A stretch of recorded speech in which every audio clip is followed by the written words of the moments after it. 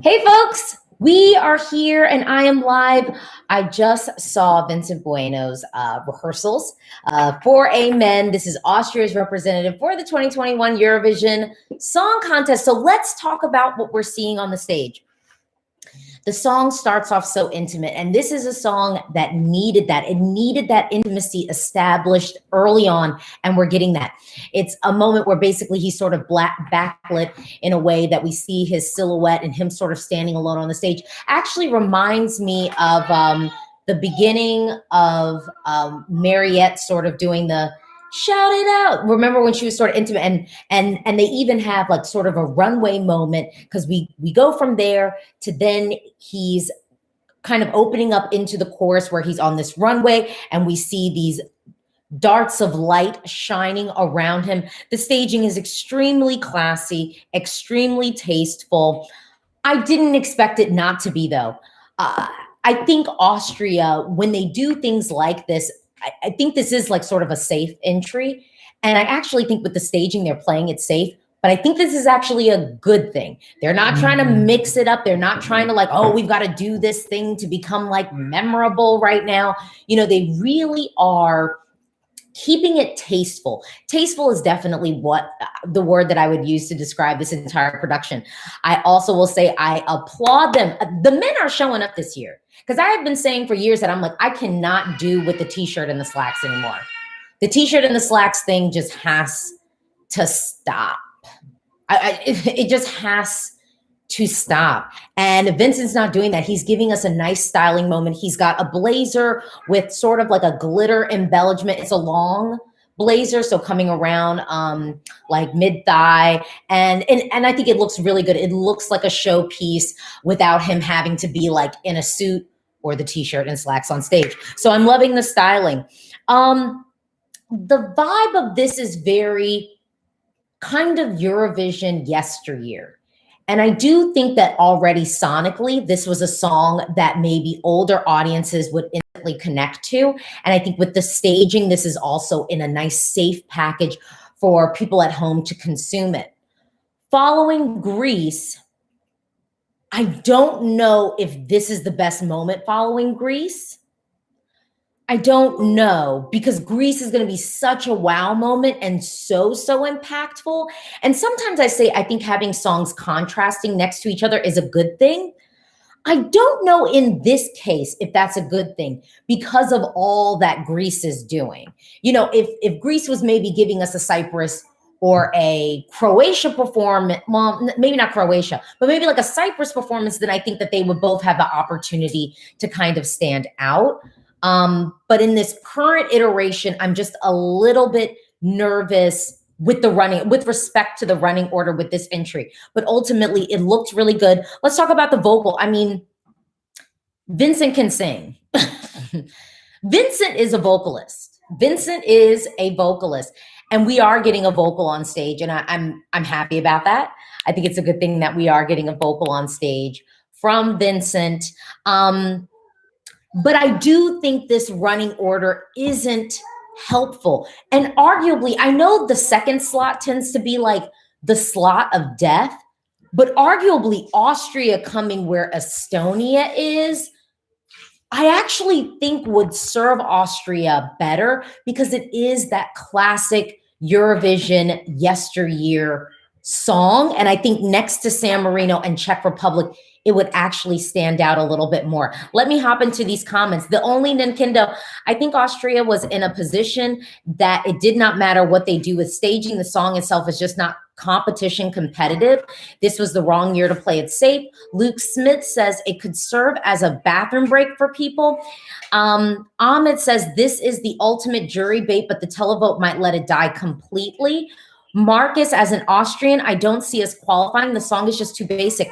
I mean, the thing is, I do think that this staging elevates it. And I think we always knew that Austria could be a threat, just given the fact that I could see the juries really being interested in this, as opposed to Estonia. I could see the juries helping Austria more than Estonia. And I do have to say, what Austria is doing really is what, and I think I've said this about other things, is really what I thought Slovenia would do. Slovenia should be really like kicking themselves under the table, because what Austria's staging is really what Slovenia should, the whole thing should have been what Slovenia did yesterday. Looking at the qualifiers and looking at the people that I sort of was like, I don't think will qualify, like between George, like, so this is, or the people I should say who are in jeopardy of not qualifying. That's like Estonia, definitely Austria, Poland, Georgia. I'll hold fast with those. So the ballads that we have in this semi are sort of like Estonia, even though Estonia is definitely like a power ballad, but Estonia, and then obviously Austria, and then like Georgia. Of those three, Austria probably has the best chance at qualifying based off of jury support love. The issue I have with it is Estonia, I could see pulling some televote, but now with looking at the staging of Austria, I could see some older Eurovision audiences just going, this is clean, this is classic, this is tasteful, and I appreciate it. And it becomes then palatable. If that makes any sense, it becomes then like just so easy to consume and just easy listening. The trick though with this one is, what is the vibe of Europe going to be? Is Europe in a mood to want to consume this type of song? Because I don't think it transports us anywhere, and I think people want to be transported.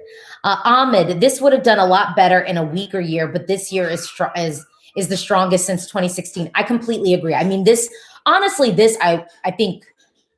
I think this would have definitely qualified last year. And last year was a relatively strong year. But this year's trickier. KJ, he's gonna get top 5 with the juries and a few points with the televote, and it's gonna be enough to qualify. I don't know. We've got a lot of heavy hitters. I want to see what the rest of folks do. And I also think the latter half of semi 2 is strong, but I do think Austria has a chance. With this staging and this package, what I just saw, Austria definitely has a chance. Raven, it sucks that juries might have songs like this qualify while songs like Ukraine might be in danger. Good thing there's a televote. Well, luckily Ukraine is over in semi 1, because if Austria was in semi 1, I still think it'd be a threat. I still think it'd be a threat, especially with what we just saw. Gail, I really like Vincent Bueno and his voice, but I just can't listen to Amen. I really liked Alive so much more. Here's the trick. I think I saw a ton of press folks really excited about what Austria is serving and really honoring it. And I think you'll see a lot of people sound very positive about Amen. And I don't mean this to discredit the song at all. But I feel like, sorry, my daughter is like living it up. She just woke up and is ready to party. I feel like because so many folks, I think in the bubble, just haven't been listening to the song at all. I mean, just like have not been listening to it. Seeing this and hearing his live performance is going to feel slightly like a revelation, because it's kind of like, well, I wasn't really listening to it before. And it's going to feel very like, oh, this is what Austria's doing. But honestly, Austria tends to stage, I think, relatively tastefully. So they've done that. And there's nothing wrong with this song. And Vincent Bueno is a proven live vocalist, and he's not going to sound bad on stage. So I think really the trick is we have to remember where it's falling in the show, who its neighbors are. And I do think that this song could suffer from the running order and becoming slightly forgettable. And again, arguably, if it was in that second slot of death, I think I'd actually feel more optimistic about it, because of how tasteful it is, because of how competently it will be delivered on the stage. And y'all know this is not one of my favorite songs. I don't really listen to it. It's probably my least played Eurovision 2021 song. But really, that's just because when I think about what I want to listen to and what I do want kind of a little bit of an escape. And a song about a breakup, I'm just not in that space. But again, this is the Eurovision Song Contest and it's a television show. And we're going to watch all of these next to each other in a whole run of show. And I think that Austria has always had merit. It's a quality song. There's really nothing wrong with it. But it does feel maybe like the wrong year. It does feel like the wrong year. Let me just hop into the comments real quick. Philippe, Georgia is not qualifying. We all know that. Yeah, probably wasn't. Raving, your daughter doesn't want Austria to qualify. I don't think so. I think she's feeling sugar. I think she's feeling, low-key, I think my daughter likes Poland. I think she's feeling the ride. She wants to go on the ride. Ahmed, this is a borderline qualifier, but I see it placing 11th. Honestly, that's about where I think it could end up falling, because I do think that this is a strong semi, and I think the juries will try to save this one, and I think a lot of juries will have it very high. I think they will have it very, very high. But I do think we've got a lot of strong songs, and I think this one might just miss out.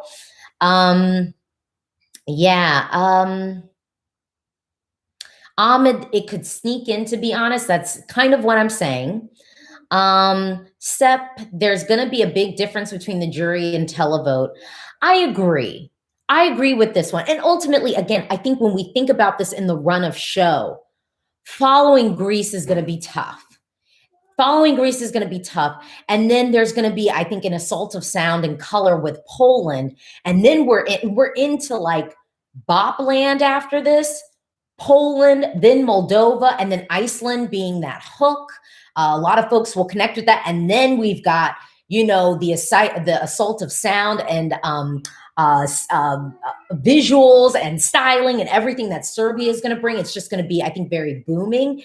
And I do think that could then mute. I mean, Austria is really just sandwiched in a place that I don't think is going to ultimately be that helpful for it.